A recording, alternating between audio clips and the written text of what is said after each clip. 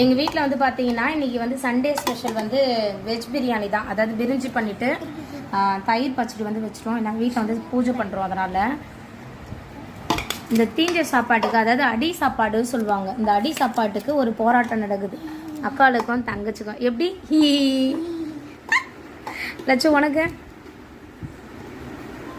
யாருக்கு வேணும் தீஞ்ச? எல்லாருக்குமே அடி சாப்பாடு.